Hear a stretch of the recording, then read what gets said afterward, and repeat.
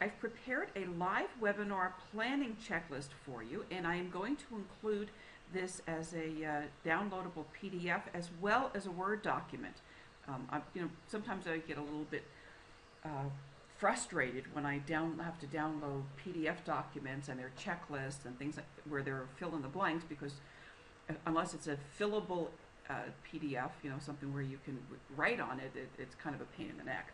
So I will include both of those formats for you. So let's take a look and see what some of the stuff that I want you to think about.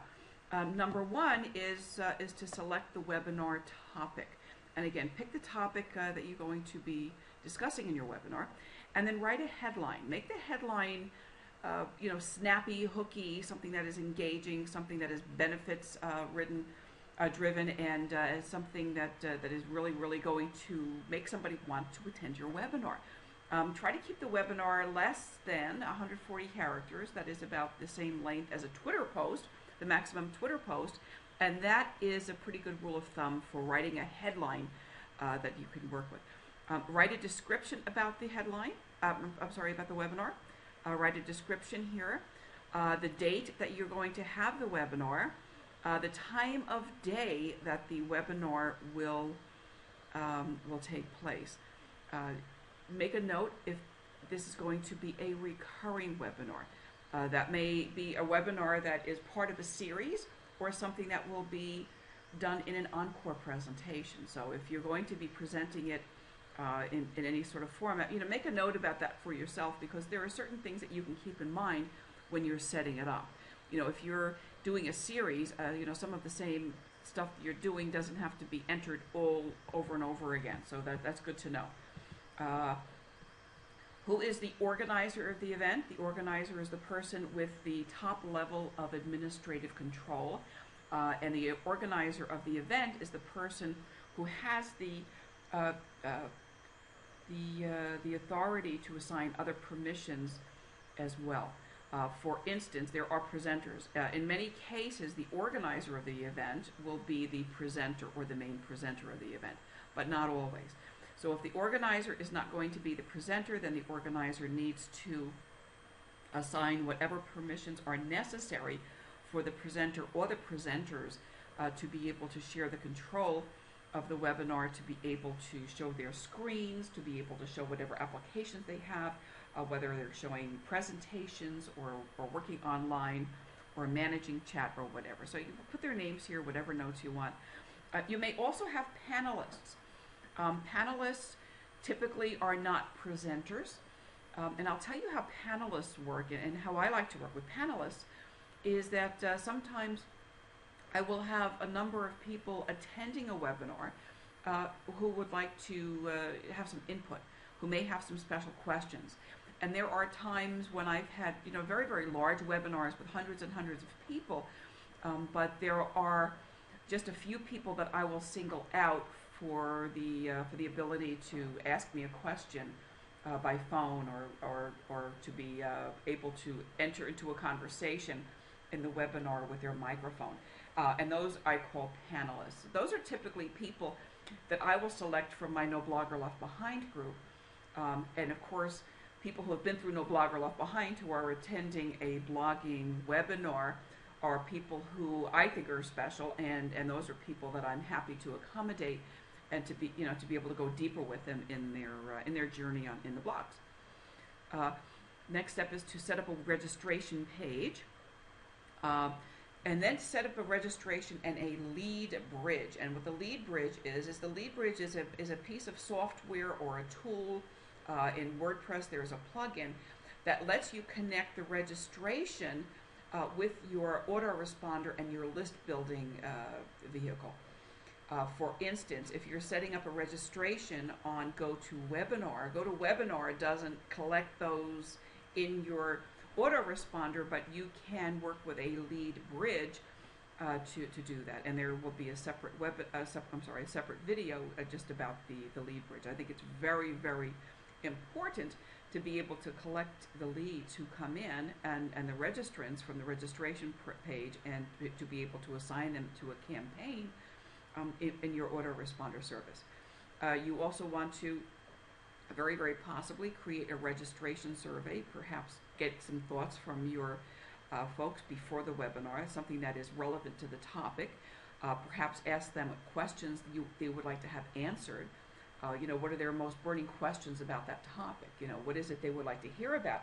And that's very good information to have when you're setting up a webinar, because you know what people really want to know, and you can better meet those needs with a survey beforehand. You want to definitely set up some webinar alerts, email alerts.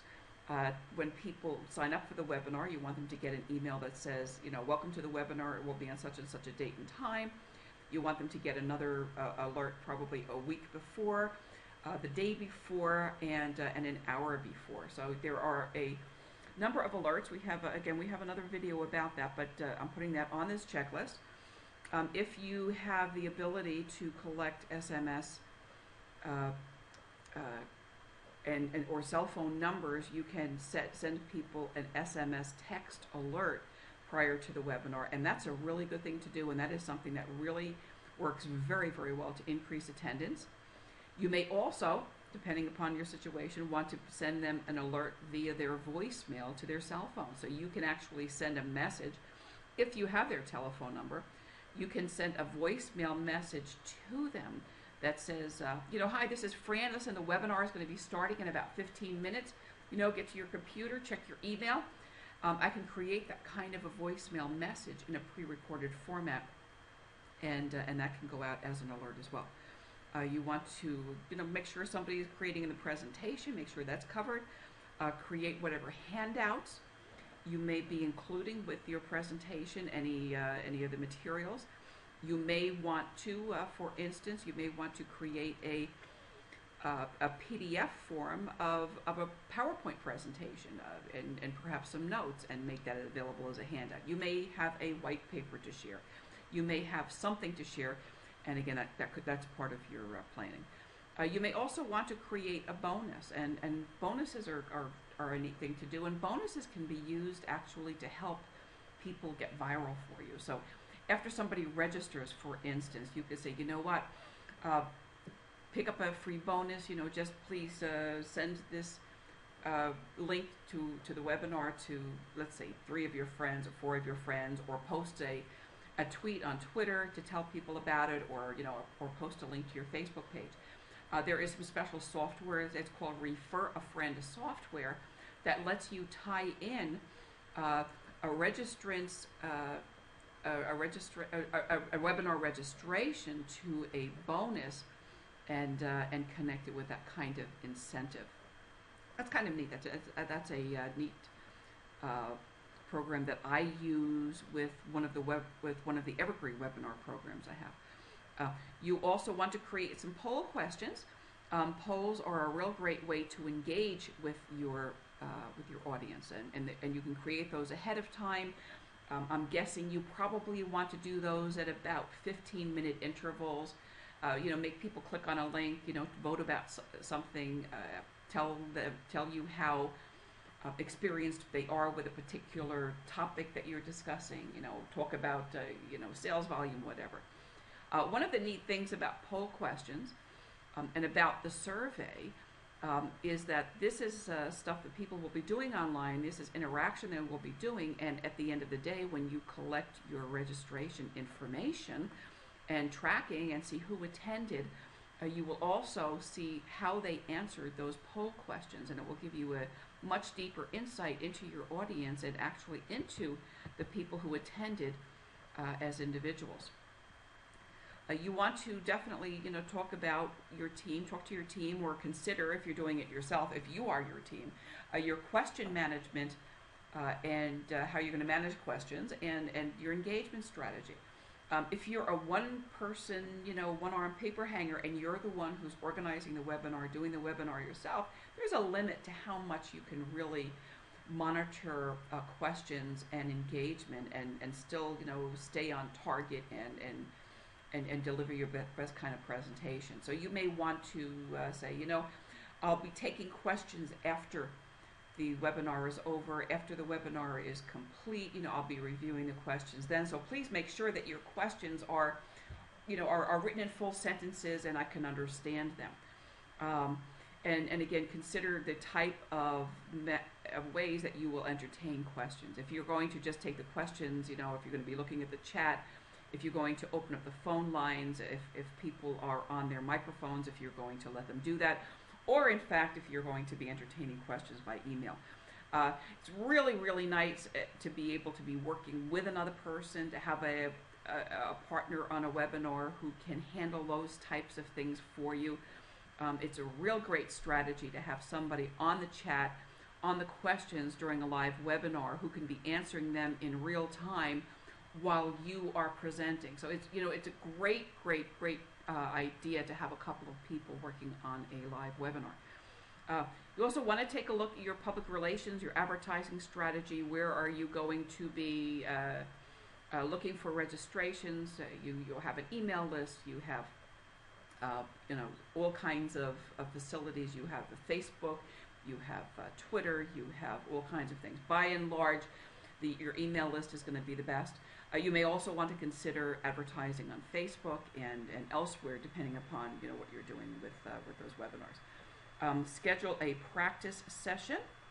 I'm going to add something here that I did not put in. I'm going to insert a row down here and also talk about recording plan. Recording plans, let's say that. Most of the platforms have a way to record those webinars. Some of those platforms like WebEx and some others will actually host the webinar and the recording on their servers for you. In many cases, you can also download them to your machine. You can also use a third-party tool to record, something like Camtasia on a PC or ScreenFlow. So you may be able to record, in a couple of different ways. And I think that having a plan A and a plan B is always a very, very good idea, because webinar technology and webinar recording technology is not perfect. It's definitely not a perfect situation. So having a plan B is great. I think I said this, I'm not sure if I said this, but yeah, it's a really good idea to schedule a practice session. If you haven't done a webinar yet, then schedule several practice sessions and take it, from start to finish all the way through, and go through all of these operations and make sure you've got them all done. Make sure that you have a handle on them, that you're comfortable with them before you go live with a real webinar. What kind of tools are you going to use to evaluate your performance? Are you going to ask people to do a follow-up survey? Are you going to make some telephone calls? Are you going to have a debrief with some people afterwards? I think it's a really good idea to have someone you like and trust very, very much to listen. That might be somebody who's a part of your audience, and say, how did I do? Give me your honest feedback. Tell me what I did well and tell me what I didn't do well. And that's always a very, very good thing to do. Again, you want to track. You want to see how many people registered and how many actually showed up. Among the people who showed up, how long did they stay and how engaged were they? There are different tools on different platforms that can actually help you measure engagement. You can actually see with some platforms whether people are multitasking and doing something else besides just listening to you. And then what kind of follow-up are you going to have? Again, this goes back to the email follow-up. And then you want to be able to follow up, ideally, have different messaging for different people. If you have somebody who registered and didn't show up, you don't want to send them the same message as somebody who registered and did show up and attended. So you want to have separate email strategies for the people who didn't show up, the people who did show up and stayed, and also for the people who did show up but who left early. And then there's some extra room here for additional notes. Right below the video, you can collect these documents, and that will help you get started.